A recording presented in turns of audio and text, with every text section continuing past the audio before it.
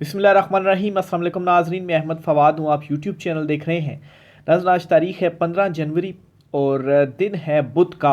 एक बहुत बड़ी ब्रेकिंग न्यूज़ के साथ आज के व्लॉग में आप खिदमत में हाजिर हुआ हूँ। 26वीं तरमीम के मामले पर सुप्रीम कोर्ट ऑफ पाकिस्तान से एक बड़ा एक्शन हो गया है और बिल आखिर सुप्रीम कोर्ट ऑफ पाकिस्तान के जजेस ने सर जोड़ लिया है 26वीं तरमीम के मामले पर। और दो चीज़ें सामने आई हैं कि इस 26वीं तरमीम के मामले पर कैसे जो एक्शन है वो लिया जाएगा। लेकिन एक बात तो अब तय है कि ये तरमीम ख़ास तौर पर 191A जो है, जिसके तहत जुडिशल जो आइनी बेंच बनाया गया था, इसको तो उड़ाया जाएगा। कुछ एक्सक्लूसिव डिटेल्स हैं आज की व्लॉग में आपके साथ मैं शेयर करूंगा। दूसरे नंबर पर जी सिकंदर सुल्तान राजा साहब जो हैं, उनकी नौकरी भी मुकम्मल हो गई है और उनके घर जाने का वक्त भी आ गया है। लेकिन इसके साथ अब ये भी दावा किया जा रहा है कि सिकंदर सुल्तान राजा के जाने के साथ काजी फायज़ ईसा, उन्हें शायद ये जो पोस्ट है वो दे दी जाए। इस पर भी कुछ डिटेल्स आपके साथ में शेयर करूँगा। और इमरान खान साहब से एक जो दरख्वास्त है वो की जा रही है कि एक एग्जेक्टिव ऑर्डर के ज़रिए आपकी जो रिहाई है वो हो जाएगी। लेकिन इमरान खान साहब एब्सोल्युटली नॉट तो कह रहे हैं। ये जो बात इमरान खान साहब को कही जा रही है बन्नी गाला शिफ्ट करने की या एग्जेक्टिव ऑर्डर की, इसके पीछे मकसद इमरान खान साहब को एक और धोखा देना है। इमरान खान साहब वैसे इनके धोखों में नहीं आएंगे अब, लेकिन इनका मकसद क्या था, इस पर भी कुछ चीज़ें हैं, एक्सक्लूसिव तफसीलात हैं, वो भी आज की व्लॉग में आपके साथ में शेयर करूंगा। सबसे पहले तो जी सुप्रीम कोर्ट ऑफ पाकिस्तान की तरफ बढ़ते हैं। जस्टिस मंसूर अली शाह साहब जो हैं, इन्होंने जब ये फैसला कर लिया था ना, और इन्होंने इस बात का इजहार भी किया था कि रिज़ाइन मैं नहीं दूंगा और सिस्टम के अंदर रहते हुए सिस्टम से जो फाइट है वो मैं करूंगा, तो तब ही इस बात का मुझे इदराक हो गया था कि वो सिर्फ़ और सिर्फ मौके की तलाश में है कि जैसे ही उनके सामने कोई चीज़ आएगी, कोई इनको मौका मिलेगा, तो वो ज़रूर जो एक्शन है वो लेंगे। ये बात अब अलहदा है कि हल्फ भी लिया होता है जजीज़ ने। अगर कोई चीज़ आइन के ख़िलाफ़ हो रही है या उन्होंने उस चीज़ का हल्फ लिया हुआ और हल्फ की पासदारी के लिए ज़रूरी है कि वो एक्शन करें, तो उस वक्त भी उन्हें जो स्टैंड था वो लेना चाहिए था। बहरहाल जस्टिस मंसूर अली शाह साहब ने 26वीं तरमीम के मामले पर एक्शन लिया है और 191A ये ख़तरे में पड़ गया है। मैं उस तरफ भी आता हूँ कि जजिस अब इस वक्त क्या सुप्रीम कोर्ट में सोच रहे हैं, और वेट किया जा रहा है कि इमरान खान साहब रिहा हों और उनकी रिहाई के बाद जब एक सपोर्ट मिलेगी अदलिया को, तो फिर कुछ बड़े बड़े जो एक्शंस हैं वो भी होंगे। मैं उस तरफ आता हूँ, लेकिन पहले जस्टिस मंसूर अली शाह साहब, चूँकि मेन अगर आप कहें कि इस वक्त लीड में है तो जस्टिस मंसूर अली शाह साहब हैं। उन्होंने क्या किया, एक case supreme court of Pakistan में चला, कस्टम से रिलेटेड केस था और उसमें अदालती दायरा इख्तियार से रिलेटेड जो है वो बहस हुई। दरख्वास्त गुजार और जो उसमें फ्रीकैन थे उनके दरमियान के ये जो केस था कस्टम से रिलेटेड, ये आइनी बेंच सुने। दूसरी तरफ से कहा गया नहीं जी आइनी बेंच जो है वो ना सुने, तो इस पर जी जस्टिस मंसूर अली शाह साहब ने सवालात भी उठाए और इस पर जो मामलत है वो भी तलब की गई है और जवाब भी इस मामले के ऊपर मांगा गया कि अदालती दायरा इख्तियार में है या नहीं। बहरहाल जी, इसमें पहले तो समझे कि 191A है क्या। 191A में जो आइनी बेंच है, आइनी बेंच से किस तरीके से बनाया जाएगा, इसका सरबराह कौन होगा, इसके इख्तियारात क्या होंगे, इससे मुतल्लिक है। तो अगर इसको उड़ा दिया जाता है तो ये जो आइनी बेंच है ये ही उड़ जाएगा। तो इस चीज़ पर जो एक्शन है जी वो पहला हुआ है और इस बेंच में जस्टिस आयशा मलिक साहिबा भी हैं और जस्टिस इरफान सादात गालबन तीसरे जज हैं इसके अंदर। इस पर कल हेयरिंग होने जा रही है, यानी कि 16 जनवरी को, और अदालती दायरा इख्तियार जो है वो इसमें तय किया जाएगा। और दूसरी तरफ बड़ी डेवलपमेंट ये हुई है कि 26 नवंबर के मामले पर जी बाखबर हल्के ये दावा कर रहे हैं, जजेस में दो तरह की सोच है। पहली सोच तो ये है कि वेट किया जाए अभी हालात का, मामलात का। इमरान खान साहब अगर वापस आ जाते हैं, एक सपोर्ट मिल जाती है, तो फिर उसके बाद यहाँ से भी जो एक्शन है वो होगा। और इसकी दलील ये पेश की जाती है कि अगर हम पहले से अभी से एक्शन कुछ करेंगे तो इसका फ़ायदा नहीं होगा, क्योंकि जो अदालती फ़ैसले हैं उनके ऊपर इम्प्लीमेंट नहीं हो रहा। मखसूस नशिस्तों में केस का फ़ैसला आप देख लें, जिसमें जस्टिस मंसूर अली शाह साहब ने बारहा ये कहा था कि अदालती फ़ैसलों के ऊपर जो अमल दरामद है वो तो होगा ही होगा, लेकिन उसके बावजूद नहीं हुआ। लेकिन बारहा कहने के बावजूद जस्टिस मंसूर अली शाह साहब के इम्प्लीमेंट मखसूस नशिस्तों के फैसले को अभी भी नहीं हुआ। अभी तक PTI को जो मखसूस नशिस्तें हैं सुन्नी इत्तेहाद कौंसिल को वो नहीं मिली हैं। तो तो ये एक दलील है जी कि अभी हम अगर कर देंगे तो कोई साथ नहीं खड़ा होगा, तो फिर फ़ायदा क्या हुआ। ऑलरेडी अदलिया जो है वो बेवकूफ़ हो चुकी है, लेकिन अदलिया को बेवकूफ़ किसने किया और आगाज़ कहाँ से हुआ।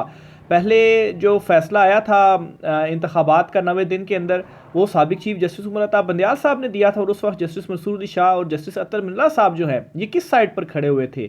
उस वक्त तो कोई आवाज़ नहीं आई। तो बहरहाल फिर आगाज़ तो वहाँ से चीज़ों का हुआ। फिर वो फैसला या इख्तलाफी नोट जो था मखसूस शिस्तों वाले केस में, वो किसने दिया था जी कि अगर अदालती फैसला आइन के मुताबिक ना हो तो उसके ऊपर इम्प्लीमेंट ना किया जाए। यानी कि एक नया ही कट्टा खोल दिया गया कि अदालती फैसलों के ऊपर भी अब फैसले होंगे कि ये फैसला आइनी है या गैर आइनी है। तो ये रास्ते किसने उस वक्त दिखाए, और फिर ख़ुद को ही आइनी बेंच का सरबराह या आइनी बेंच में डालने के लिए किसने जो है वो हाथ खड़ा किया और अपना वोट ख़ुद को ही दिया। और ये जो तरमीम है 26वीं, यही मुतनाज़े है, और इस तरमीम का जो फ़ायदा है वो किसे हुआ। तो बहरहाल एक सारी हिस्ट्री है, लेकिन कुछ जजों के हवाले से ये दावा किया जा रहा है कि उनका ये ख्याल है कि इमरान खान साहब, उनकी जो वापसी है वो अब नज़र आ रही है, तो वो आ जाएँ, ज़ोर पकड़ लें चीज़ें, तो फिर उसके बाद यहाँ से हम भी एक्शन करेंगे। लेकिन कुछ का ये ख्याल है नहीं, हमने तो हल्फ भी लिया हुआ है, आइन की हिफाजत जो है वो आइन के ऊपर चीज़ें चलें, ये हमारी रिस्पॉन्सिबिलिटी भी है, तो हमें अभी जो एक्शन है वो लेना चाहिए। तो बहरहाल जी ये एक थ्योरी है, और इस पर ये जो जस्टिस मंसूर अली शाह साहब ने एक्शन ले लिया है 191A के हवाले से, कल इसमें मज़ीद चीज़ें खुलेंगी। लेकिन सुप्रीम कोर्ट ऑफ पाकिस्तान में मार्क माई वर्ड्स, आइंदा आने वाले जो दिन हैं इनमें बड़ी बड़ी तब्दीलियाँ आपको नज़र आएंगी। ये 26वीं तरमीम जो है, अगर ये कालादम होती है तो इससे क्या होगा, चीफ जस्टिस भी नहीं रहेंगे और आइनी बेंच भी नहीं रहेगा। और एटलीस्ट ये जो आइनी बेंच का मामला है, इस मामले के ऊपर ये स्टेप उठा लिया गया है। और फिर जी जो हामिद खान ग्रुप है उसकी बड़ी इंपॉर्टेंट मीटिंग हुई है, और इस मीटिंग में ये फैसला किया गया है, दो तीन चीज़ों के ऊपर पहले डिस्कशन की गई कि तमाम जजिस को हम लेटर लिखेंगे कि 26वीं तरमीम के मामले पर फुल कोर्ट बनाई जाए। और ये जो लेटर वो जस्टिस अमीनुद्दीन खान जो हैं उनको हम नहीं लिखेंगे, बाकी सारे जजिस को लिखा जाएगा। फिर ये भी एक तजवीज़ दी गई जी कि बजाय ख़त लिखने के हम जो है वो चीफ जस्टिस या अफरीदी साहब से मुलाकात कर लेते, और उस मुलाकात में ये जिक्र जो है वो कर दिया जाए, ये बात अपना मुतालबा सामने रखा जाए। फिर कहा गया कि वो मतलब है कि नहीं बना पाएंगे फुल कोर्ट, तो अब तब क्या किया जाए। तो खैर ये फिर फैसला किया गया जी कि तमाम जजिस को लेटर जो है वो लिखा जाएगा। तो अदालती महाज दोबारा से गर्म होने जा रहा है, और आइंदा आने वाले दिनों में बड़ी बड़ी डेवलपमेंट्स आप अदालतों से देखेंगे। तो एक तो ये हो गया। दूसरे नंबर पर जी इमरान खान साहब को ये दरख्वास्त की जा रही है कि आपको एक एग्जेक्टिव ऑर्डर के ज़रिए रिहा कर दिया जाएगा, और ये कानून के मुताबिक ही होता है कि सदर के पास ये इख्तियार होता है, आर्टिकल 45 गालबन होता है, जिसमें जी वो किसी की भी सज़ा माफ़ कर सकते हैं, रिहाई हो सकती है। वो करते भी हैं, हर ईद का त्यौहार वगैरह आता है तो कुछ मुलज़मों को रिलीफ जो है वो मिल जाता है जेलों से। तो इमरान खान साहब ने उनको एब्सोल्युटली नॉट कहा हुआ है, और इमरान खान साहब कहते हैं मैं तो अदालतों से ही अदालतों के ज़रिए ही रिहा होऊंगा, ये किसी किस्म की आपको डील नहीं मिलेगी।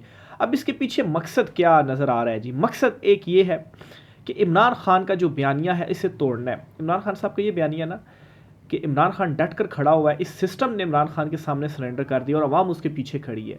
अगर इमरान खान कोई डील कर लेता है, ऐसा नहीं होगा, तो फिर अवाम कैसे उसके साथ खड़ी होगी, और जो बयानिया है इमरान खान साहब का वो किधर जाएगा। तो एक तो इमरान खान के बयानिए को तोड़ना है, मकसद ये था। लेकिन इमरान खान साहब को मालूम है, इमरान खान साहब जिस स्टेज पर, इमरान खान साहब जिस लेवल पर अब पहुंच चुके हैं, यानी कि उनकी लड़ाई ये इक़्तिदार या ये चुनतख़ब हुकूमत कुछ नहीं उनका बिगाड़ सकती। ये सारी चीज़ें जो है वो पीछे चली गई हैं, पीछे रह गई हैं। हकीकी आज़ादी बेसिकली इमरान खान साहब जो कहते हैं वो क्या है, जो 70-75 साल से जिनके पास असल ताकत है, असल ताकत उनके पास नहीं होनी चाहिए, अवाम के पास होनी चाहिए, और अवाम जिस नुमाइंदे को मुंतखब करे उसके पास जो पावर है वो होनी चाहिए। लेकिन यहाँ पर तो वज़ीर-ए-आज़म को भी घरों को जो है वो भेज दिया जाता है। तो ये इमरान खान साहब की असल में लड़ाई है, यानी कि इमरान खान और एस्टेब्लिशमेंट आप कह लें। तो असल क्या मकसद है जी? इमरान खान साहब के बयानिए का तोड़ना था, और इसके लिए क्या किया गया, तहरीरी मुतालबात पहले ये, यानी कि ये जो मुज़ाकरात भी चल रहे हैं ना, इसमें भी बदनीयती है इस चुनतख़ब हुकूमत की। तहरीरी मुतालबात इमरान खान देंगे, पहले मांगे गए और फिर कह रहे थे जी नहीं जी खान साहब तहरीरी मुतालबात दे, क्यों नहीं तहरीरी मुतालबात दे रहे। उसका क्या मकसद था कि हम फिर जाकर प्रेस कॉन्फ्रेंस करेंगे, देखें जी पीटीआई ने तो इमरान खान ने एनआरओ मांग लिया है, डील मांग ली है और इमरान खान ने तहरीरी तौर पर दे दिया है कि रिहा करो मुझे और ये है वो। तो इमरान खान साहब ने बड़े तरीके से फिर कहा कि ठीक है, इनको तहरीरी तौर पर भी दे दो, सियासी कैदियों की रिहाई और जुडिशल कमीशन का क़याम। ये इमरान खान साहब ने कहा। अपनी रिहाई तो इमरान खान साहब ने नहीं मांगी, तो वो इनका जो एक प्लान था वो भी ठुस हो गया। फिर उसके बाद अब दोबारा क्या इन्होंने कहा जी कि जो आप सियासी कैदियों की रिहाई मांग रहे हैं वो किस तरह से आप चाह रहे हैं कि उनकी रिहाई हो। तो यानी कि ये चाह रहे थे जी कि कोई इस तरह से हो जाए ना जी कि हम एग्जीक्यूटिव ऑर्डर ही जारी कर दें, उनकी रिहाई हो जाए और फिर हम कहें जी कि देखें खान ने तो डील कर ली है। लेकिन नहीं, इस तरह से भी नहीं। इस पर क्या कहा गया जी कि हम रिहाई इस तरह से चाहते हैं कि जो मुदाखलत की जा रही है अदलिया के मामलात में और ये ना की जाए और अदलिया को आज़ाद छोड़ दें, जजिस आज़ादाना फैसला करें। तो इससे मज़ीद धचका जो है वो इस चुनतखिब को पड़ा कि ये पीटीआई ने जो है वो अब क्या हमारे साथ कैसा इन्होंने जो जवाब है वो हमें दे दिया कि हम जो है वो बिल्कुल बेबस हो गए हैं। बिल्कुल अदलिया जब आज़ादी से फैसले करेगी तो सारे जो इन्होंने और एक केस में ज़मानत के बाद एक और गिरफ्तारी नहीं होगी, यानी कि 12-12 मरतबा गिरफ्तारियाँ जो हैं वो हो रही हैं। और किसी के ऊपर जो है वो मोटरसाइकिल चोरी और पता नहीं कौन से टीवी चोरी और एक्सरे मशीन चोरी के मुकदमे डालकर उनकी जो है वो गिरफ्तारियां कर रहे हैं, पी ऑर्डर्स जारी कर रहे हैं गिरफ्तारियों के। तो जब ये नहीं होंगी तो कैसे तो खुद ब खुद जो रिहाइयाँ हैं वो होने लग पड़ेंगी। तो ये सारा कौन कर रही है? चुनतखब हुकूमत ही तो कर रही है। तो ये कहा गया, तो इससे मज़ीद जो शौक़ है वो इनको लगा और ये असल में संजीदा है भी नहीं मुज़ाकरात करने में, क्योंकि इनकी बका ही इसी में है कि इमरान खान और इस्टेब्लिशमेंट की जो लड़ाई है वो चलती रहे और हम जो है वो इक़्तिदार के मज़े लेते रहें। अदरवाइज़ अवाम में तो हमारे लिए नफ़रत ही नफ़रत है। आलमी सतह पर भी इस वक्त हमारे लिए कोई गुंजाइश नहीं है। तो इक़्तिदार अगर हमारा नहीं रहा तो हम जो है वो कहाँ जाएंगे। राना सनाउल्लाह ने इस ज़मन में एक बड़ा इकरार किया है। क्या इकरार किया? राना सनाउल्लाह कहते हैं जी कि पीटीआई को चाहिए कि हमारी वसातत के मुताबिक, यानी कि हमारी औकात और हमारी हैसियत के मुताबिक हमसे जो बात है वो करें। और पीटीआई को भी हमारे मामलात के मुतल्लिक पता है, यानी कि इमरान खान साहब की उस बात को इन्होंने इंडोर्स कर लिया। इमरान खान साहब कहते थे कि इस चुनतखिब से क्या मुज़ाकरात करने, मुज़ाकरात तो उनके साथ करने हैं जिनके पास असल इख्तियारात है, असल ताकत है। और ये जो चुनतखिब हुकूमत है ये तो कठपुतली हैं, इनके पास क्या इख्तियारात या क्या ताकत हैं, इन्होंने क्या मुज़ाकरात कर रहे हैं। तो आज राना सनाउल्लाह कह रहे हैं कि पीटीआई ने हमारी औकात से ज़्यादा हमसे चीज़ें ना मांगे, यानी कि पीटीआई कह रही है कि जुडिशल कमीशन बनाए। तो इनकी औकात ये भी नहीं है कि ये 9 मई या 26 नवंबर के मामले पर जुडिशल कमीशन बना सके। जो कैदियों की जो रिहाई है वो भी इनकी जो है वो औकात से बाहर हैं।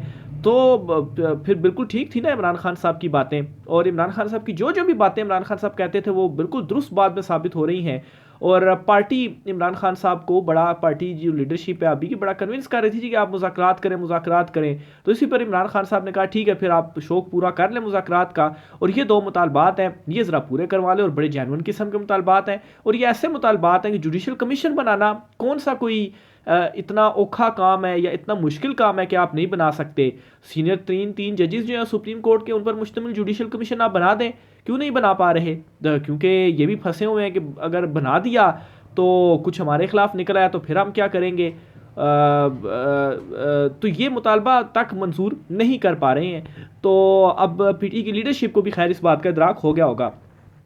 आखिर में जी आपको chief election commissioner Sikandar Sultan Raja साहब जो हैं वो 25 के 26 को घर जा रहे हैं। बैग शैग उनके तैयार हो गए हैं, और इस हवाले से पीटीआई ने एक और बड़ा स्टेप उठाया है असेंबली में, और उन्होंने ख़त लिख दिया है हुकूमत को कि कमेटी बनाई जाए। क्योंकि ये ऐसा होता है कि कमेटी बनती है, हुकूमत और अपोजिशन फिर मिलकर किसी एक नाम पर इत्तेफाक करते हैं और चीफ इलेक्शन कमिश्नर की तैनाती होती है। तो पीटीआई ने तो लिख दिया है क्योंकि वो अपोजिशन में है, और हुकूमत को लिखा है जी कि कमेटी बनाई जाए और नए इलेक्शन कमिश्नर के लिए कोई नए जो नाम है वो सामने आने चाहिए और तैनाती नए चीफ इलेक्शन कमिश्नर की होनी चाहिए। इस हवाले से जी बहुत सारे जो लोग हैं वो साबिक चीफ जस्टिस काजी फ़ाइज़ ईसा साहब जो हैं उनका भी नाम ले रहे हैं कि हो सकता है कि उन्हें नया चीफ इलेक्शन कमिश्नर तैनात किया जाए। बहरहाल जब वो चीफ जस्टिस भी थे तो उस वक्त भी इस किस्म कुछ चहमगोइयाँ हुई कि हो सकता है जी कि रिटायरमेंट के बाद ये चीफ इलेक्शन कमिश्नर लग जाएं। लेकिन वो अगर चीफ इलेक्शन कमिश्नर लग जाते हैं तो मतलब है कि एक और आप समझिए कि सिकंदर सुल्तान राजा से भी बड़ा मुतनाज़ जो नाम है वो इस वक्त काजी फ़ाइज़ ईसा है। खैर फ़िलहाल तो काजी फ़ाइज़ ईसा साहब जो हैं वो तारीख़ के किसी कब्रिस्तान में दफन है। कोई अता पता नहीं है कि इस वक्त वो कहाँ पर है, ना ही वो पब्लिक में निकल पा रहे हैं। ये जी आज कुछ इंपॉर्टेंट तफसीलात थी। राय का ज़ाहिर कीजिएगा। आज की व्लॉग से इतना ही, इजाज़त दीजिए। अल्लाह हाफ़िज़।